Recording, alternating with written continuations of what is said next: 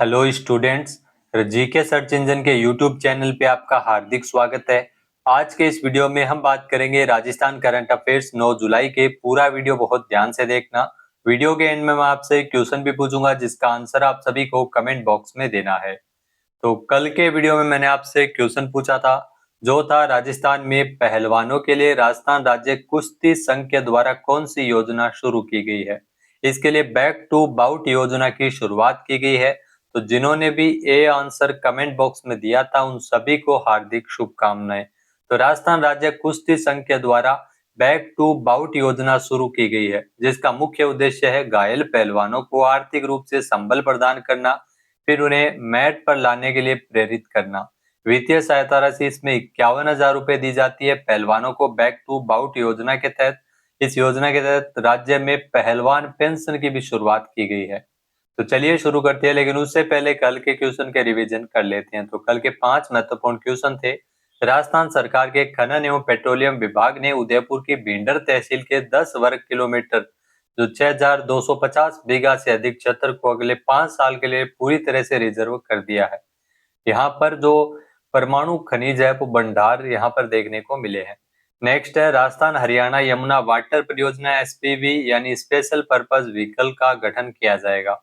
Next है राजस्थान के जयपुर में 4 से 6 दिसंबर तक लोक मंथन का 5वां संस्करण आयोजित होगा, जिसकी मुख्य थीम हम भारत के लोग निर्धारित की गई है। नेक्स्ट है राष्ट्रीय सांख्यिकी कार्यालय की रिपोर्ट के अनुसार 10 लाख से अधिक आबादी वाले 46 शहरों में प्रति कर्मचारी औसत वार्षिक वेतन के मामले में जयपुर देश में शीर्ष स्थान पे है। नेक्स्ट है सहकारिता मंत्रालय के 5वें स्थापना दिवस के अवसर पर जयपुर के सुमेल गांव में 64 एकड़ भूमि पर सहकार वन विकसित किया जा रहा है। चलिए शुरू करते हैं आज के राजस्थान करंट अफेयर्स। पहला क्वेश्चन है, निम्नलिखित कथनों पर विचार कीजिए। दो कथन आपके सामने दिए गए हैं। पहला है कि राजस्थान में पहली बार बौद्धिक एवं विकासात्मक दिव्यांग बच्चों के लिए भारत सरकार के अनुमोदित दिशा पाठ्यक्रम को लागू किया जा रहा है, जो बिल्कुल सत्य कथन है। मोस्ट इंपोर्टेंट क्वेश्चन है एग्जाम की दृष्टि से। दूसरा कथन है कि इस राष्ट्रीय मॉडल को अपनाने वाला राजस्थान नवा राज्य बनेगा, तो ये भी बिल्कुल सही है। देश का नवा राज्य है राजस्थान जो दिशा पाठ्यक्रम को अपना रहा है। इसमें दोनों ही कथन सत्य दिए गए हैं। ए ऑप्शन यहाँ पर बिल्कुल सही हो जाएगा। आइए जानते हैं इंपॉर्टेंट फैक्ट्स। तो राजस्थान के बौद्धिक दिव्यांग बच्चों के लिए लागू होगा दिशा मॉडल। यहाँ राजस्थान में पहली बार बौद्धिक एवं विकासात्मक दिव्यांग बच्चों के लिए जो शिक्षा को एक समान प्रभावी बनाने के लिए भारत सरकार के अनुमोदित दिशा पाठ्यक्रम को लागू किया जा रहा है। इसके लिए 7 से लेकर 9 जुलाई तक जयपुर में 23 जिलों के 52 विशेष विद्यालय के 100 विशेष शिक्षकों को इसमें प्रशिक्षण मिलेगा। इस राष्ट्रीय मॉडल को अपनाने वाला राजस्थान देश का नवा राज्य बनेगा।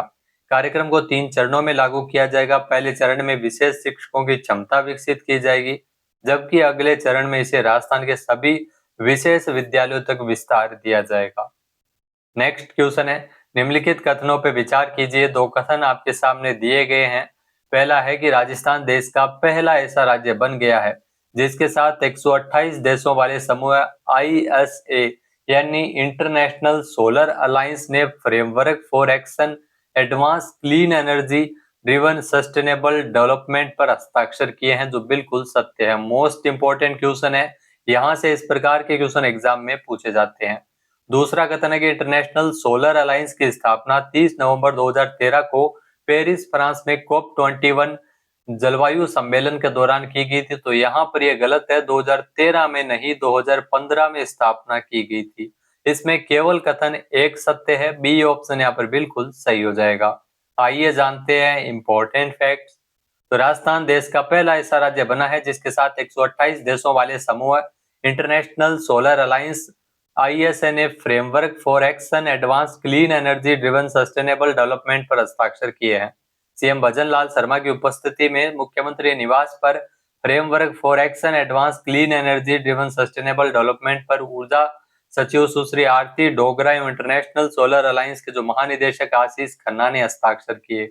अनुकूल भौगोलिक परिस्थितियां राजस्थान को देश का अग्रणी अक्षय ऊर्जा राज्य बनाती है।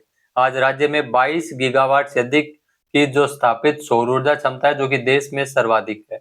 इंटरनेशनल सोलर अलायंस ISA की स्थापना 30 नवंबर 2015 को पेरिस फ्रांस में COP21 जलवायु सम्मेलन के दौरान की गई थी।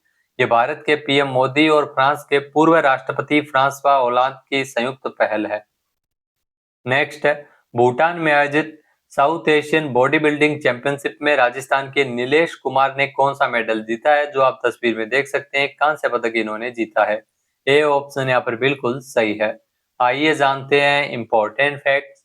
तो भूटान में south Asian body building championship, जिसमें राजस्थान के नीलेश कुमार ने शानदार प्रदर्शन करते हुए भारत के लिए मेंस स्पोर्ट्स फिजिक्स यानी फिजिक्स 170 सेमी वर्ग में इन्होंने कांस्य पदक जीता है। भूटान में 16वीं दक्षिण एशियाई यानी साउथ एशियन बॉडी बिल्डिंग और फिजिक्स स्पोर्ट्स चैंपियनशिप का आयोजन है वो 30 जून से लेकर 4 जुलाई तक थिम्पू भूटान में किया जा रहा था। राजस्थान बॉडी बिल्डिंग एसोसिएशन के वर्तमान में अध्यक्ष नवीन यादव। नेक्स्ट जो क्वेश्चन है वह निम्नलिखित कथनों पर विचार कीजिए। दो कथन आपके सामने दिए गए हैं।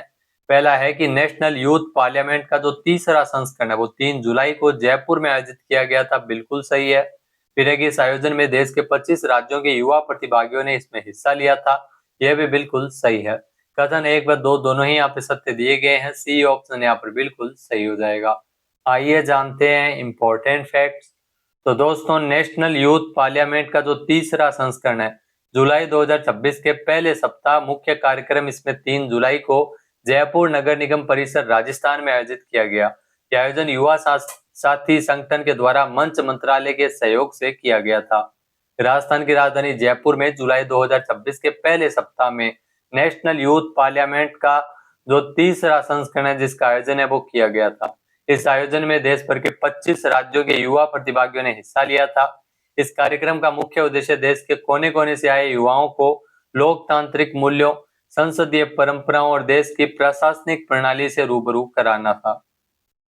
नेक्स्ट क्वेश्चन है, राजस्थान में किस टाइगर रिजर्व के नीचे 4.9 किलोमीटर लंबी टनल बनाई जा रही है? मोस्ट इंपोर्टेंट क्वेश्चन, पीछे भी एग्जाम में पूछा जा चुका है। ये ध्यान रखना, मुकुंदरा हिल्स टाइगर रिजर्व में ये टनल बन रही है। बी ऑप्शन यहाँ पर बिल्कुल सही हो जाएगा। आइए जानते हैं इंपॉर्टेंट फैक्ट्स। तो राजस्थान के कोटा जिले में स्थित मुकुंदरा हिल्स टाइगर रिजर्व के नीचे 4.9 किलोमीटर लंबी टनल बनाई जा रही है, जो कि देश की सबसे अनूठी सड़क परियोजनाओं में शामिल होने जा रही है। यहाँ दिल्ली मुंबई एक्सप्रेस वे पर बन रही है टनल इसीलिए भी खास है क्योंकि इसके ऊपर से टाइगर, पैंथर, भालू, हिरण और अन्य वन्य जीवों का प्राकृतिक आवागमन जारी रहेगा, जबकि नीचे 8 लेन एक्सप्रेस वे पर हाई स्पीड से वाहन दौड़ेंगे। करीब 22 मीटर चौड़ी इस अत्याधुनिक टनल को आधुनिक तकनीक से तैयार किया जा रहा है।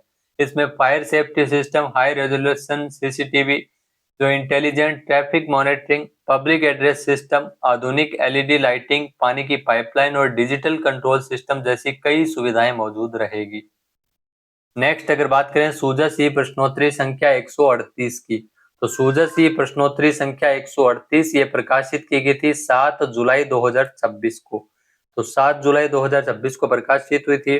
पहला क्वेश्चन है, किसानों को फसल बुआई के समय श्रमिकों की कमी का सामना करना न पड़े, इसके लिए वीबी जीराम जी योजना के तहत राज्य सरकार अधिकतम कितने दिनों का कार्य विराम घोषित कर सकती है? इसमें राज्य सरकार को ये शक्ति प्रदान की गई है कि अधिकतम 60 दिनों का कार्य विराम घोषित कर सकती है। सी ऑप्शन बिल्कुल सही है, मोस्ट इंपोर्टेंट है, ध्यान रखना, एग्जाम में पूछा जा सकता है। नेक्स्ट है, प्रधानमंत्री नरेंद्र मोदी जी ने 4 जुलाई को राजस्थान मेट्रो रेल परियोजना फेज 2 का वर्चुअल शिलान्यास राजस्थान के किस जिले से किया गया था? वह शिलान्यास राजस्थान के बालोतरा से हुआ था। बी ऑप्शन यहाँ पर बिल्कुल सही है। नेक्स्ट है, वर्तमान में भारत विश्व में रिफाइनरी क्षमता के मामले में किस स्थान पे पहुंच गया है? तो भारत वर्तमान में जो रिफाइनरी क्षमता के मामले में विश्व में भारत का चौथा स्थान है। सी ऑप्शन यहाँ पर बिल्कुल सही है। नेक्स्ट है, पांचना बांध राजस्थान के किस जिले में स्थित है? तो पांचना बांध ये ध्यान रखना राजस्थान के करौली में स्थित है। सी ऑप्शन यहाँ पर बिल्कुल सही है। बहुत बार एग्जाम में क्वेश्चन पूछा जाता है, सिंपल सा क्वेश्चन है कि पांचना बांध कहाँ है? करौली। नेक्स्ट है, पंच गौरव योजना में एक जिला एक उत्पाद के तहत बीकानेर जिले का उत्पाद कौन सा है? बीकानेर जिले का जो उत्पाद आप सभी को पता है, बीकानेर में फेमस क्या है? नमकीन है। डी ऑप्शन बिल्कुल सही है।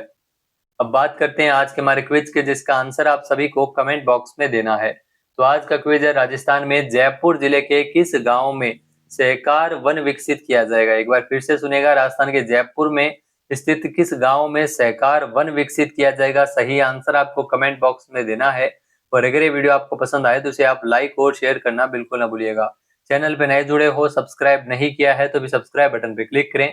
इस वीडियो की जो पीडीएफ फाइल है वो आप वीडियो के डिस्क्रिप्शन बॉक्स से डाउनलोड कर सकते हैं। क्वेश्चन आंसर आप वोट करके भी कर सकते हैं। वीडियो देखने के लिए धन्यवाद। जय हिंद, जय भारत, जय राजस्थान।